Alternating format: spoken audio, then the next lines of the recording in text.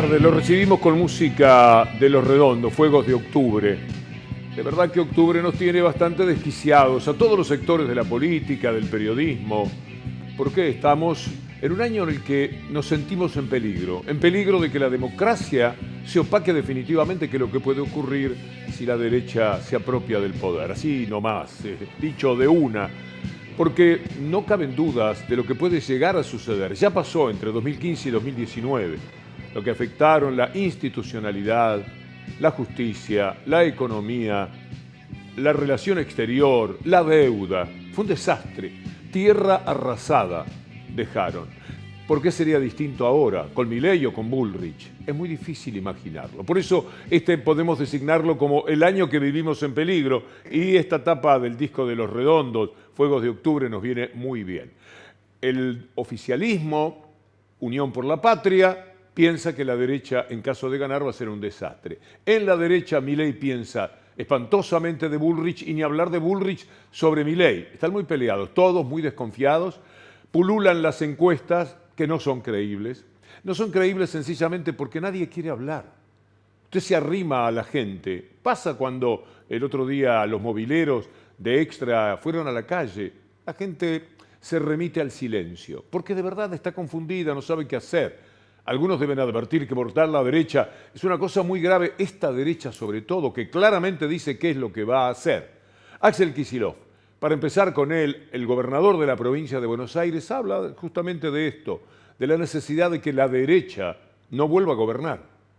Esto creo que estamos juntos, tengan nuestro compromiso, esto que empezamos a hacer lo vamos a reforzar, pero para eso necesitamos que la derecha no vuelva a gobernar la Argentina, lo necesitamos a Sergio Massa, presidente de la Nación, necesitamos que en cada uno de los distritos, que acá en Merlo siga el Tano Menéndez, que siga Lucas Gui en Morón con el modelo industrial a nivel local, a nivel nacional y a nivel provincial. Muchísimas gracias, mucha fuerza, a mostrar lo que hacemos, porque si no lo esconden y no se conoce. Gracias. En la derecha, la novedad de la semana fue Melconian. Apareció en modo presidente. Hablaba como si él fuera el candidato. Bullrich ha quedado tan opacada, la pobre, con los disparates que dijo, barrabasadas que son impresentables y han determinado, según las encuestas, que, insisto, no son todavía creíbles por la exclusión que hace de su opinión la mayoría de la gente, pero aparecen de todas maneras y uno no puede menos que mirarlas. Y en esas encuestas, una constante es que a Bullrich no le va bien. Por eso convoca a Melconian para ver si con la imagen de Melconian puesto en modo presidente, van a ver la postura de Melconian cuando habla, puede cambiar esta ecuación que dentro de la ultraderecha, a la que representa tanto como Milei, la tiene por ahora como perdedora y como ocupante de un tercer lugar. Quiere decir que el balotaje sería entre Unión por la Patria y Milei. Ahí hay una encuesta de 36% para Milei, o sea, creció, 33% para Massa y 25% nada más para Bullrich. Por eso la aparición de Melconian en modo presidente.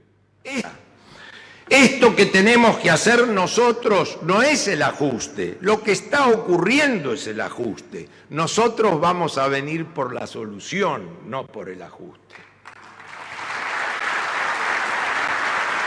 O sea,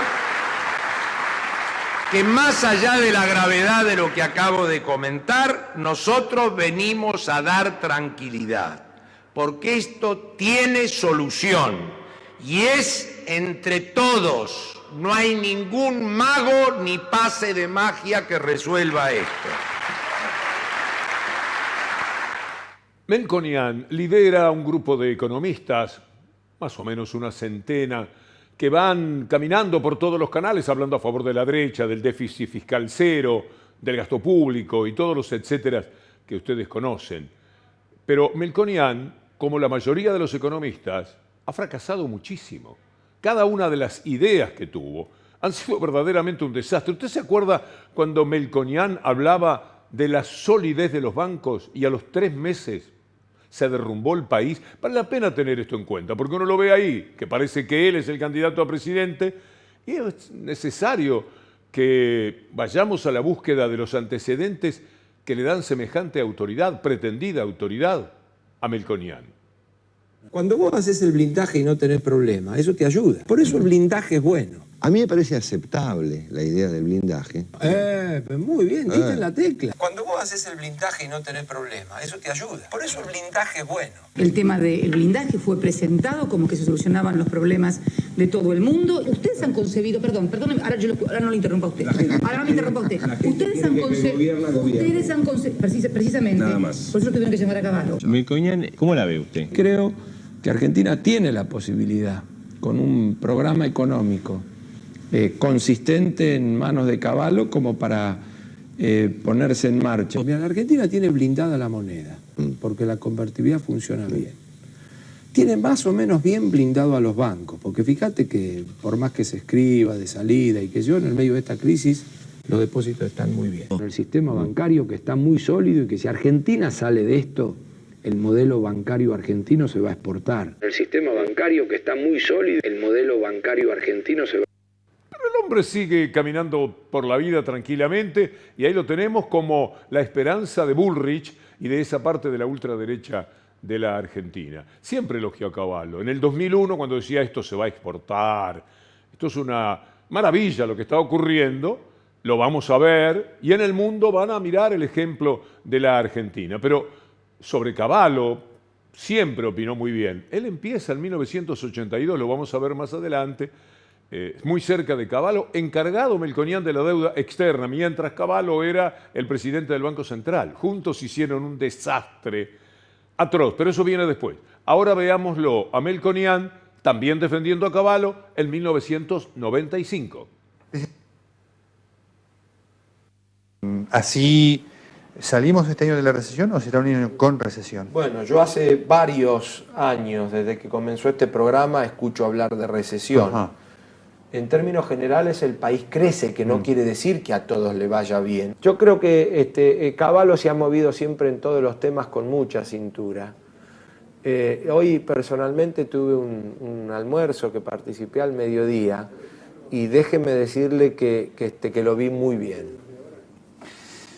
Licenciado Melconian, gracias. No, al contrario. Sí, muchísimas gracias, señor Melconian. En 1995 ya había 2 millones de desocupados en la Argentina. Qué cosa notable, ¿no? Que ellos vean bien ese tiempo, que en presente él creyera que estaba fantástica la Argentina, sin trabajo. Es una atrocidad en continuidad total, pero lo que hay es también ese proceso de gente de la economía que ha hecho muchísimo daño, que empieza con Martínez de Oz, el hombre de la dictadura que empezó con la deuda. La deuda era de 7, 8 mil millones de dólares cuando empieza la dictadura en el 76 y era de casi 45 mil millones cuando terminó la dictadura en solamente 7 años. Solo Macri fue más rápido para tomar una deuda brutal.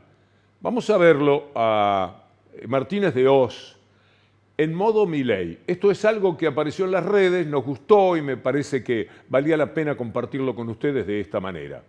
No. En primer lugar, la libertad de precios, la eliminación de los controles de precios. En segundo término, la libertad de las transacciones cambiarias con la eliminación de los controles de cambio.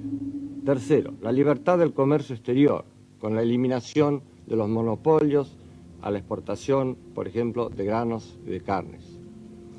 Cuarto, la libertad de exportación a través de la eliminación de las prohibiciones y de los impuestos a las exportaciones. Quinto, la libertad de importar con la eliminación de las prohibiciones, cuotas, licencias. Sexto, la libertad de las tasas de interés y la aplicación de la reforma financiera que abre el sector a la competencia interna y externa. Séptimo, la liberación de los alquileres. Octavo, la eliminación de las tarifas políticas de los servicios públicos.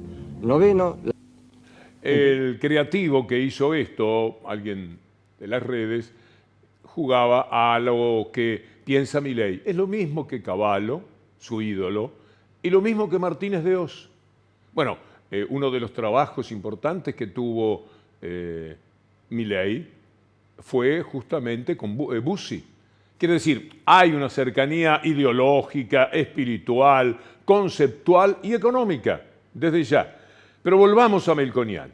Vamos a verlo con nuestro colega Jorge Lanata, cuando Lanata le hablaba sobre la deuda de los privados, la que él estatizó. Parece mentira, pero esto ocurrió. Y ahora se presenta como el que puede cambiar la vida de los argentinos.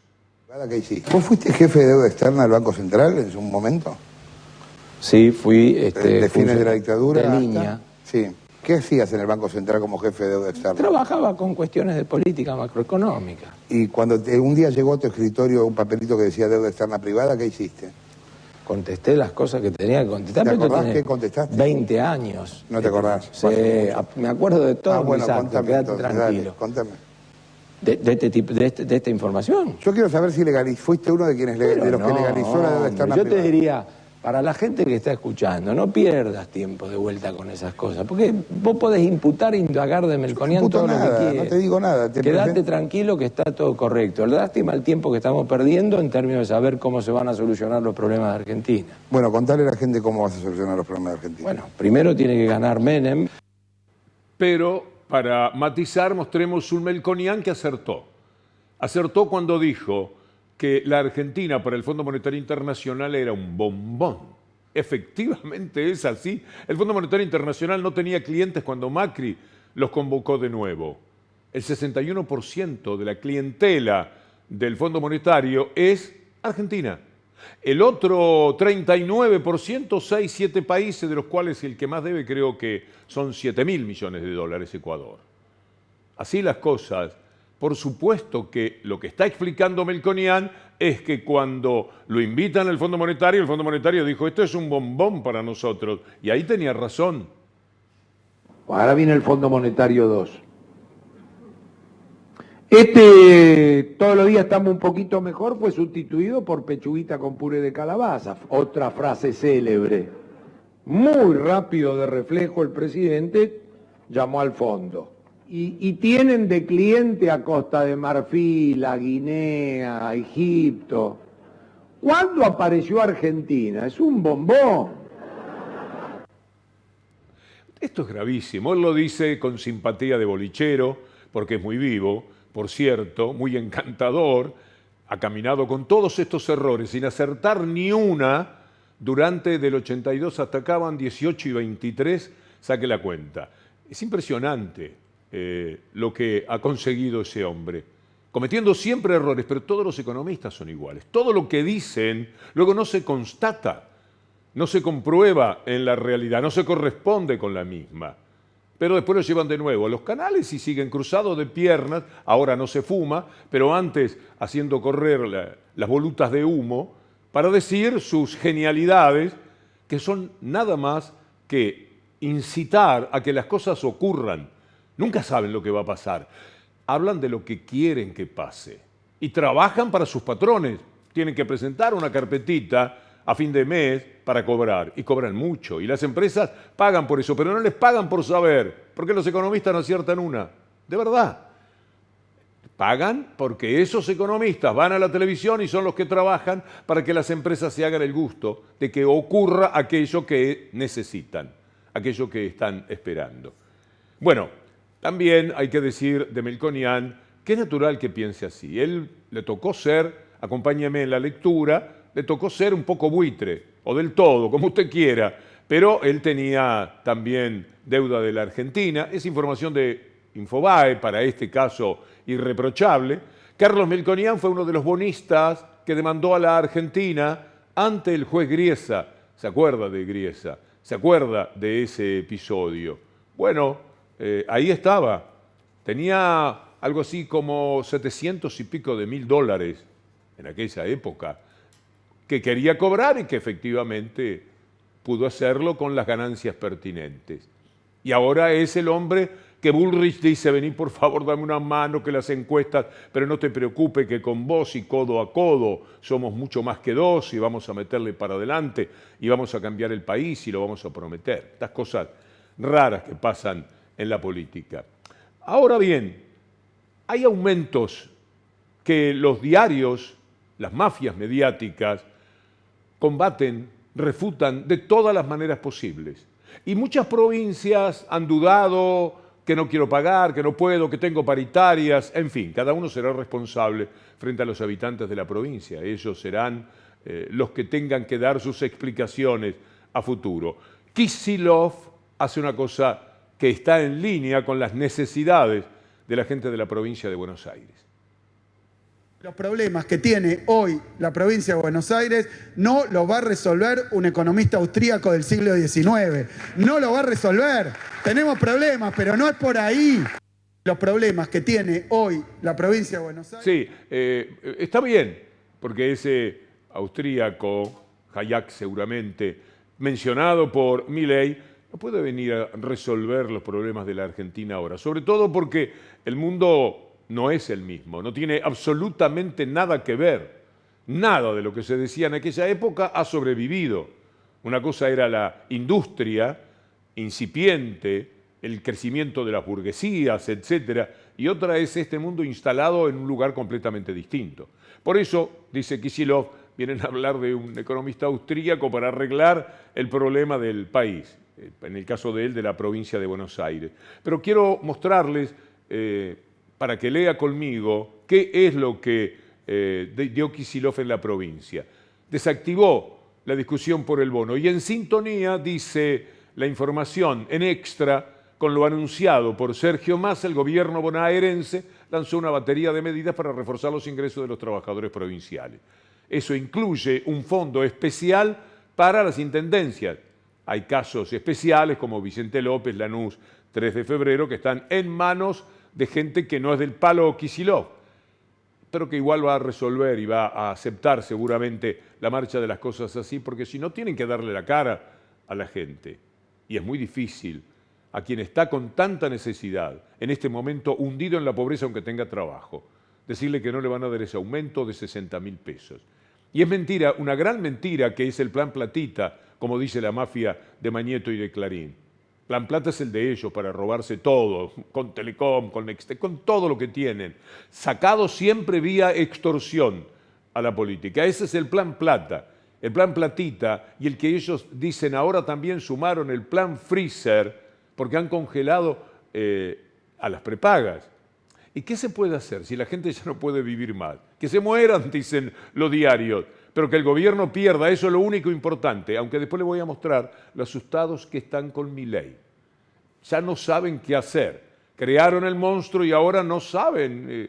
Jekyll y Hyde, más o menos por ahí pasa la historia. Pero permítame antes ver una pregunta que hace Kicillof, porque otro de los temas que manejan es el de los impuestos. Como que los impuestos dañan a los empresarios y por consiguiente a la economía. Mire, los impuestos de la Argentina están en promedio igual que los de América Latina. Solo hay impuestos más bajos en Chile, neoliberalismo a ultranza, y en Uruguay. Pero el resto igual, la presión tributaria. Y en el mundo, en Europa, es mucho mayor que la que tiene la Argentina. Así que, si pueden parar de mentir, se los agradecemos. Escuchemos a Kicillof. Yo les quiero decir que desde que soy gobernador de la provincia de Buenos Aires, no creé ningún impuesto nuevo. Ninguno. No aumenté la tasa impositiva.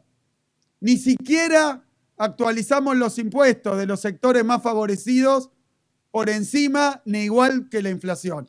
Por abajo. No es creando impuestos. Son los mismos impuestos. Entonces la pregunta no es ¿por qué cobramos impuestos y hacemos las cosas? Sino ¿qué hicieron cuando gobernaron con los impuestos que también se pagaban? Y no estaban las escuelas, y no estaban los caminos, y no estaban las ambulancias, y no estaban las computadoras, y no había derechos para los y las bonaerenses. Tienen que explicar ellos, porque no creamos impuestos nosotros. Lo que pasó es que no los usamos para la fuga de capitales, que no los usamos para los sectores más ricos y poderosos. La plata de los depósitos del banco son del pueblo, vuelven al pueblo. Es eso. Y eso es lo que les molesta. En el fondo, eso es lo que les molesta. Eso es lo que les molesta. Este hombre extraordinario es el gran dolor de cabeza de la derecha, comandada por los medios de comunicación. Viven procurando dañarlo. Pasa algo en la provincia de Buenos Aires, jamás le van a dar los números reales de los homicidios en la provincia y en toda la República Argentina. Han bajado. Esta es la realidad y lo saben. Pero hay un crimen, lo pasan 7.000 veces y consiguen que esas 7.000 veces fueran 7.000 veces crímenes distintos. Parecería que es así. Y es por el único lugar que le pueden entrar, no por la economía, no por los impuestos, no porque tenga desidia y no se ocupe permanentemente de la provincia, no porque no la recorra, no porque no esté cerca de la gente, no le pueden entrar.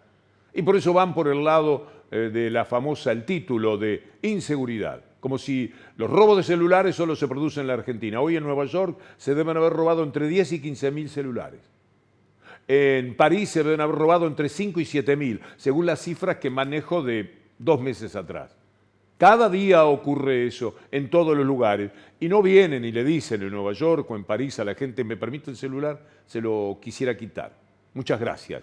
Y se van y se dan media vuelta. Siempre se trata de robos violentos, contención de violencia. Es exactamente lo mismo. Es el mundo capitalista que se derrumba, que no puede más, en medio de la desigualdad y del hambre, y hay gente que sale tristemente a buscar lo suyo. Un día se lleva una manzana a la carrera, otro día un celular para venderlo, para llevar comida o para comprarse Paco, para lo que sea. Y esta es la verdadera historia. Por eso, la única solución, cuando hablamos de violencia, cuando hablamos de seguridad, tiene que ser que la gente viva mejor. Si la gente vive mejor, decrece inmediatamente la atrocidad de esos homicidios que vemos muy seguido, porque puede haber uno por día, mínimamente. Y entonces se crea toda la idea por parte de los medios de que así no se puede vivir. Y como van y entrevistan y la gente dolorida en el mismo momento han matado a un amigo, dicen así no se puede vivir, nos están matando a todos, necesitamos que nos defiendan, y con eso es que hacen la campaña. No la van a hacer con las sandeces que dicen Bullrich, Milei, Melconian, Grindetti, no van a poder competir con eso, y menos con semejante inteligencia y probidad como la de Kicillof. Bueno, en eso estamos. Hablando de política, hay un lío interesante en el lado de Juntos por el Cambio. Bullrich despegándose de Macri, porque Macri, tan particular como es, juega a 2 puntas. Si gana Milei quiere decir, yo le dije Milei, y si gana Bullrich otra vez Juntos por el Cambio, no se define. Y como no se define, él pretende que es neutral y no lo es, porque él es de Juntos por el Cambio. Si juega igual para los dos lados, se está traicionando a Bullrich, y esto motiva estas palabras de la candidata. Me parece que es un tema que nosotros siempre ponemos el carro delante del caballo. No es lo que cada uno tiene que hacer. Digamos, me parece que nosotros hemos estado siempre presos en Juntos por el Cambio de qué iba a hacer Macri. Me parece que no tenemos que estar más presos. Nosotros hemos estado siempre presos en Juntos por el Cambio de qué iba a hacer Macri. Me parece que no tenemos que estar más presos. Macri hace lo que él considera que tiene que hacer. ¿No tiene que estar más preso de lo que hace o piensa o dice Macri? No, tenemos que liberar a Juntos por el Cambio, a todos Juntos por el Cambio, de poder lograr que Mauricio se acomode como él cree que se tiene que acomodar. Porque si no, la campaña nuestra es una campaña de respuestas, no es una campaña de propuestas. Yo tengo que estar respondiendo. ¿Qué va a hacer Macri? No sé qué va a hacer Macri. Le dio muy duro y piensa 1000 veces peor. Tiene una bronca, una rabia. Y de verdad que en esto le damos la derecha, que le va a gustar a Bullrich, porque lo de Macri es impresentable. Es un traidor de su propio partido, un nene malo, egoísta, que si el juguete no es para él, lo quiere romper. Y en eso está con Juntos por el Cambio, su propia creación. Y está corriendo el riesgo, porque si pierden con Milei, si quedan terceros, como todo parece indicar en este momento, ¿qué va a decir a la gente de Juntos por el Cambio? Destruyó al Rodríguez Larreta a favor de Bullrich porque odia a Rodríguez Larreta. Y ahora vas a saber qué no le gustó de Bullrich, o mejor dicho, qué le gustó de Milei, para jugar a dos puntas y lo hace de la misma manera. Milei. Están asustados en Clarín y La Nación. ¿Cómo será la cañada si el gato la cruza el trote? Fíjese, el redactor estrella, por así decirle, de Clarín se llama Roa. Roa va a La Nación. Juntan Clarín y La Nación en un reportaje en el que lo que quieren, como ya viene haciendo La Nación, si usted mira Clarín en este mismo momento, pone clarín.com, lamento la recomendación, usted se va a encontrar con que todo es contra Milei. Sutilmente o directamente, todo es contra Milei. Están asustados ahora. Son los creadores del monstruito. Bánquenselo ahora. Pero no, están trabajando para ver si crece Bullrich. Ahí la vio en TN recién, en el Templo del Mal, a Bullrich. Están trabajando para eso. Entonces va Roa y dice ¿qué de Milei? Que es un lunático. Cuando usted escuche lunático no es una palabra, no es el caballo de carrera aquel, lunático, tiempos gardelianos. No, lunático es demente. Demente es un tipo que no está en sus cabales. Lunático es un tipo que un ratito está loco y otro rato está un poco mejor. Busque la definición. Esto es lo que dice Roa, el editor máximo de Clarín en La Nación. Están que no saben qué hacer con Milei. Pero además agrega una cosa en la que tiene mucha razón Roa. Milei no tiene equipo para gobernar, si no tenía para poner fiscales. Es una creación tan rara, tan inexplicable, que pudo surgir al primer plano, ganar las PASO, sin fiscales. Es un hecho inédito en la historia de la Argentina. Escuchemos a Clarín y La Nación juntos contra Milei. ¿Le ves en inestabilidad emocional? Muchos dicen que sí. Yo lo veo, sí, yo creo que es un personaje lunático. Yo lo veo, sí, yo creo que es un personaje lunático. Lunático. Lunático, sí, lunático. Vos podés decir que no es el primero en la política argentina, probablemente. En esos años de las imágenes que pasaba recién, había algunos personajes lunáticos. Los Perrega, por ejemplo, claro, que ejerció el poder. Totalmente. Le decían el brujo. El brujo, y además comunicaba Isabel Perón con los astros, y bueno, era un astrólogo. Vos que tenés gran información, ¿crees que Milei tiene un equipo para gobernar o no? No, no lo tiene. No lo tiene. No lo tiene. No lo tiene. Es lo que intenta ahora mostrar Patricia, que ella lo tiene. Pero no lo tiene. Tiene lo que vemos que tiene, que son... No tiene... A ver, los que van a ser elegidos no son equipo, ¿no? Claramente. Y los que él está eligiendo tampoco son equipo. ¿Te preocupa un futuro de la República Argentina con un Milei presidente a partir del 10 de diciembre? Sí, como a todos nos preocupa, claro. Vos que tenés gran... En eso están. Abajo Milei, después de haberlo subido en 300 reportajes. Es verdad, también colaboraban otros medios de comunicación para la creación del personaje, que todavía no dice nada de esta aparición de Clarín, que tiene toda la intencionalidad de herirlo, de menoscabarlo, de bajarlo en las encuestas. No ha dicho nada todavía, porque a lo mejor siente que tiene la vaca atada. Digan lo que digan, yo voy a estar primero, pensará que esto es así. También es verdad que en Clarín deben pensar, lo vamos a llamar, lo sentamos como hicimos con todo el mundo y le decimos, usted tiene que hacer esto, esto, esto y esto. Cuando se siente frente a Mañeto le van a temblar las piernas, piensan. Y de esa manera van a controlar el gobierno. Pero también ven que es un poco raro. Y si se enoja y si hace cosas contra ellos, es un rapto que le puede durar unos meses, que es lo que me da la impresión puede permanecer Milei intocable en el tiempo de gobierno, porque con alguna de las cosas que dice que va a ser un tiempo terrible. Estamos muy en peligro, es verdad. Me da pena coincidir en este momento con lo que piensa Clarín respecto a Milei. Pero están asustados, están preocupados. Milei, mientras tanto, denuncia a Juntos por el Cambio. Dice que quieren dar un golpe, que la CUNSA lo llamó para dar un golpe. Escúchelo. En esto de cuanto peor, mejor. Es decir, eso, digamos, pero evidentemente Juntos por el Cambio sí, digamos, cree en eso, porque, digamos, ellos votaron en contra de, o sea, se expresaron en contra de darle el rollover a la Argentina.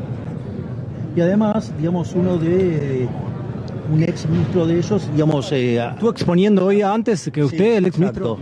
Sí.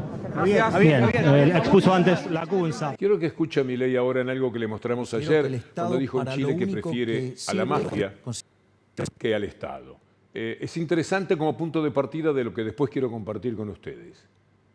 Considero que el Estado para lo único que sirve es para seguridad y justicia. Sin embargo, como filosóficamente soy anarcocapitalista, considero que el progreso tecnológico puede derivar en distintas cuestiones que nos pueda permitir merecernos un mundo sin Estado. Incluso sin Estado para la justicia. Claro, exacto. De hecho, si yo tuviera que elegir entre el Estado y la mafia, me quedo con la mafia. Porque la mafia tiene códigos, la mafia cumple, la mafia no miente y sobre todas las cosas, la mafia compite. En cambio, el Estado no admite competencia, quiere el monopolio de la fuerza, quiere el monopolio de la emisión. Como esto implica un reconocimiento a Clarín también, podrían tomarlo un poco mejor y defenderlo algo más al candidato. Cuando Milei habla de mafias, que las prefiere, ya las tenemos. Hay mafia en las cerealeras, en la sociedad rural. Esto que han hecho hoy, que ahora les vamos a presentar, respecto al dólar soja, no paran de ganar. Nunca pierden. Si llueve, piden al Estado. Si hay sequía, piden al Estado. Si precisan maquinarias, piden al Estado. Acumulan todo. Eso sí, cuando tienen que aportar al Estado responsablemente, lo niegan. Lo que vamos a ver a continuación le da la razón a Milei. Hay mafias. Hay mafia en la justicia. Hace un año del intento de asesinato de la presidenta, por ejemplo, y no pasó nada. Ahí está lo que hizo la sociedad rural hoy. Fuerte rechazo de la dirigencia del campo a la implementación del nuevo dólar soja. La Confederación de Asociaciones Rurales de Buenos Aires y La Pampa, CARVAP, igual que la sociedad rural. ¿Tenemos a la sociedad rural también? No importa, es lo mismo. Y vamos a escuchar ahora a Horacio Salaverry, presidente de CARVAP, diciendo extorsivamente, como hace la mafia, una oferta que no vas a poder rechazar, diciéndole a la gente de campo, no vendan, vendan lo muy necesario, porque está muy veloz el tema económico. Las características de las disposiciones, inclusive es tan cambiante el escenario y tan cambiante las disposiciones, las características de las disposiciones, inclusive esta última disposición sobre la soja, que no termina de saberse ni cómo se va a aplicar, donde ha complicado muchísimo todo el mercado, nada menos que de la soja en Argentina, y además el tema cárnico, que tiene sus cuestiones, básicamente con llamado telefónico, con amague a cortar exportaciones y demás. O sea, genera un clima que no es nada satisfactorio y que de alguna manera genera una inestabilidad que hoy el productor puede estar comercializando hoy y mañana cambiarle todas las reglas de juego automáticamente y estar perdiendo dinero en el día de hoy, la rentabilidad, cuando venimos de una sequía tremenda y con lo justo, ¿no? Entonces entendemos que ante este escenario el productor debería ser muy digamos, moderado en cuanto a su comercialización, estudiar bien, vender por la necesidad que hay de pagar, digamos, insumos. Es difícil de sobrellevar ese discurso, porque además es tan repetido. No tienen corazón, lo único que quieren es una acumulación, que es la palabra que más me molesta del capitalismo, porque el sentido de acumulación, que uno no sabe para qué, no lo puede entender, es lo más detestable que puede tener el ser humano. Después van a los cementerios cuando entierran a los grandes ricos del mundo y dicen, se llevarán el cajón la plata, ¿para qué tanto acumular? ¿Para qué tanto acumular? Al final terminás de la misma manera. Siempre esa reflexión, usted la habrá escuchado 1000 veces en estas circunstancias que menciono.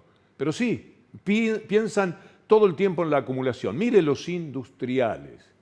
Un gobierno que les pagó los sueldos, que los mantuvo en pie, en fin, todo lo que hizo, lo bueno que hizo este gobierno en la primera parte de su trabajo, tuvo que ver con justamente darle condiciones de sobrevivencia a las empresas en la República Argentina. Nada agradecen, y mírelo a Funes de Rioja, experto en victimizarse, diciendo esto.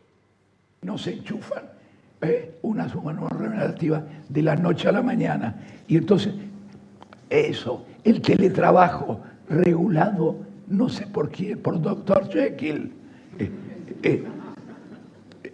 las tasas de interés que aplican en la justicia. ¿Quién quiere tener un empleado? Si puede tener 2 o 3, dice, con esto me matan, me terminan. Bueno, esta condicionalidad hace que nosotros vamos mucho a la Unión Industrial al interior. Viajamos, conversamos con la gente, con los empresarios. Tienen ganas, pero tienen miedo, porque lo funden. Y si no se atreven ellos, lo reta la mujer o los hijos. No te metas en esto. Entonces, ojo, Argentina tiene que cambiar claramente, pero no es demoler el derecho de trabajo. Música para los oídos de quienes estaban allí. En tanto, voceros del odio, además, porque eso va como complemento de todo lo que acabamos de escuchar. El que la quiere toda para sí se enoja mucho cuando le tocan algo, porque además se siente muy poderoso. Una de las cosas que les molesta si un trabajador lo mira a los ojos, está escrito que esto les resulta incómodo. Ellos creen en esa especie de supremacismo blanco que en los Estados Unidos hace aparecer a cada rato nazis y le da 70 millones de votos por lo menos a Donald Trump, que sigue siendo el gran candidato de los republicanos pese a que es uno de los hombres más basuras de la historia de la humanidad. Así nomás. Y tiene una extraordinaria aprobación de toda esa gente. Por eso que no se preocupe Milei, se vive dentro de este tipo de mafias. La de la sociedad rural no me alcanza el dólar soja, la de la industria no queremos dar un aumento de 60.000 pesos. Y Clarín le toma el pelo al gobierno diciendo que el aumento fueron 2 kilos de helado, el bono ese, 2 kilos de helado, dijo Clarín que es. Jugamos permanentemente desde el lado pueblo contra miserables de mucho poder, que cuanto más poder tienen, más miserables son, y cuanto más miserables tienen suerte porque se convierten en más poderosos. Parece mentira, es muy pero muy doloroso. Hablando de voceros del odio, estuvo en este canal extra antes de anoche la señora Lidia Papaleo, que conoce muy bien lo que es ser víctima de ese odio. Como un acto, por supuesto, de justicia, pero de dignidad, de respeto hacia nosotros mismos, el señor Mañeto, cuando se hizo cargo de todo este robo de papel prensa, ¿cuánto dinero tenía? No lo sé. No era rico. No. ¿Por qué lo eligieron? ¿Y ahora? Ahora es multimillonario, es el dueño de todo. Bueno, entonces, todo casualmente es así. Casualmente es así. Ahora, ¿cómo nosotros vamos a permitir? Nosotros ya hemos tenido unas entrevistas con Osvaldo y con los abogados y la gente de derechos humanos, porque yo no renuncié. O sea, cuando vos haces, cosa que yo no sabía en un comienzo, cuando vos haces el reclamo de justicia a derechos interamericanos, en este caso, lo haces al Estado, que es Argentina. Claro. Bueno, pero yo no quería eso, porque Argentina tenía el 25% de las acciones, que era lo que David, cuando construyó papel prensa, le dio al Estado para que...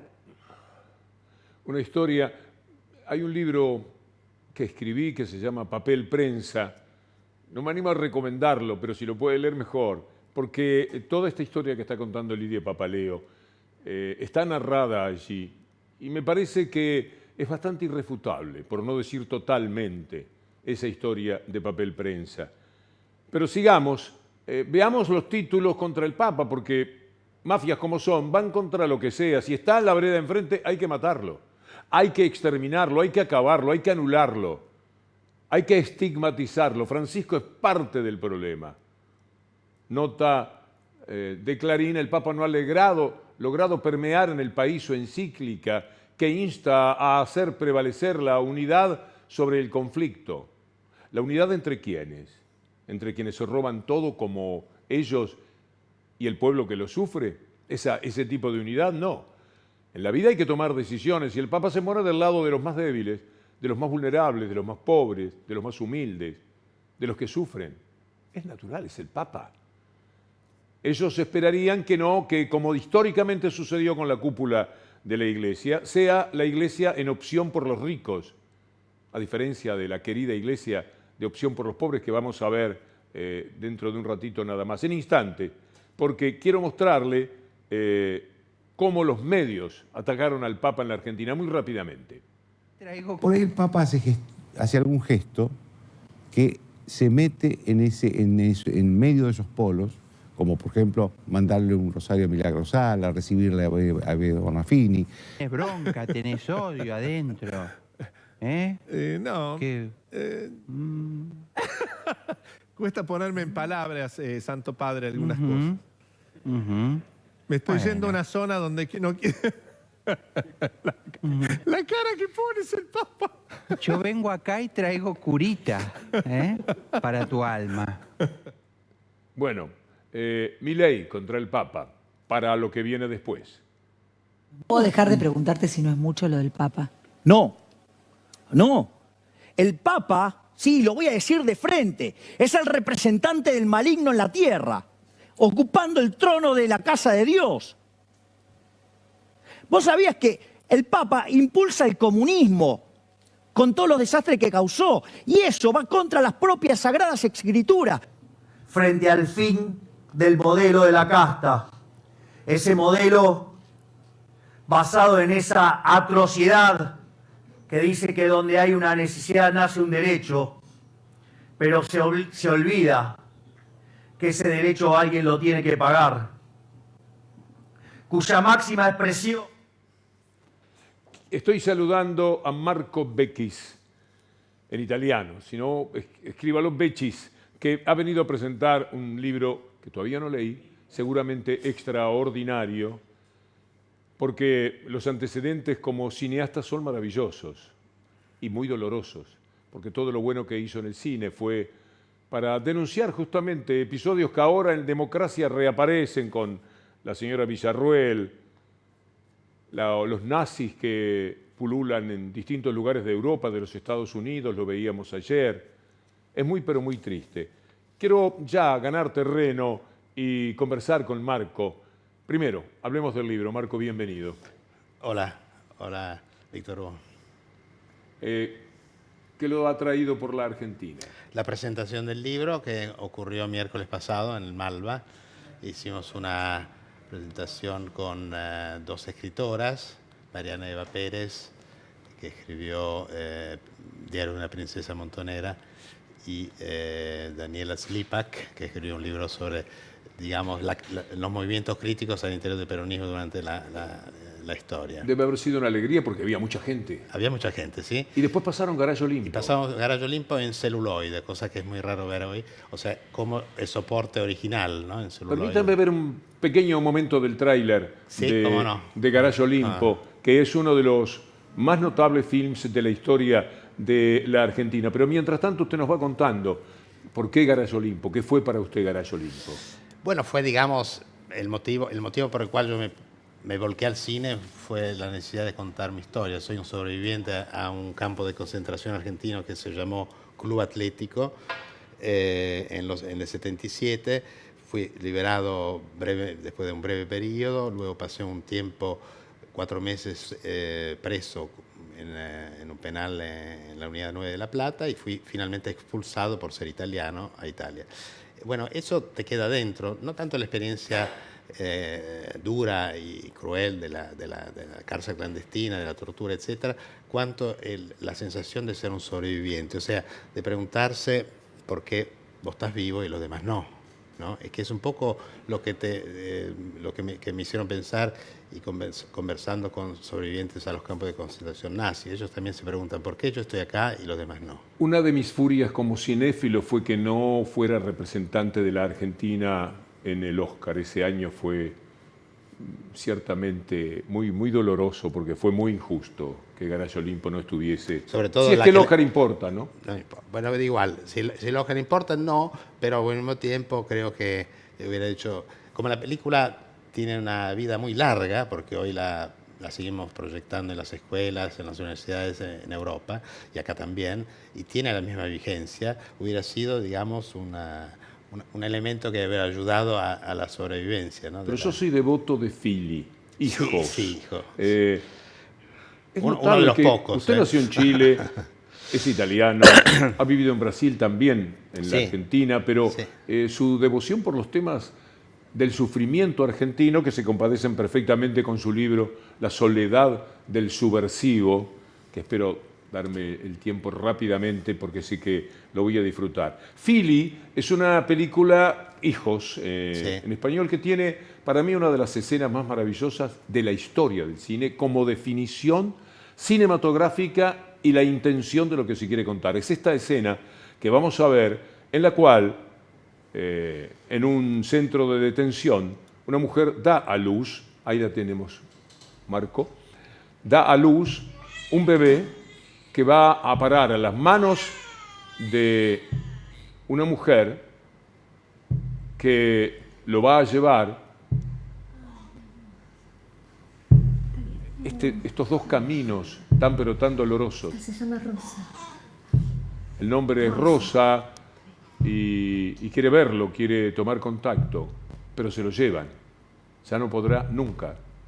Y a ella por otro camino. Los dos caminos, el de el robo de bebés y el de la desaparición, asesinato y desaparición de personas. Es una síntesis, Marco, para mí dolorosamente admirable. Es una violencia que sigue vigente, porque, digamos, más allá de la violencia de la tortura de la época, de la desaparición y de la desaparición de los niños, de la identidad de los niños, la violencia actual es el silencio de los perpetradores. O sea, los militares que aún condenados cumplen su condena, nunca han hablado, nunca han dicho elementos básicos que podrían cambiar la vida de muchas familias. Yo podría mostrarle algo, si lo encuentra el equipo de producción, porque los estoy desordenando, me entusiasmé cuando lo vi y quise empezar la nota antes de tiempo, con lo que dice un señor que fue invitado al homenaje de Villarruel y niega lo de los bebés apropiados. Es decir, que haya una sola persona, y deben ser muchos,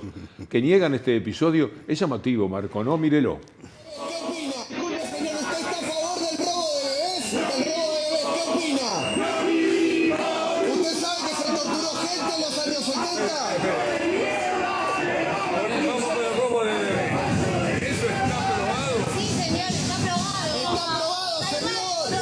Hay más de 400 hijos que no aparecen, que siguen expropiados, que no conocen su identidad.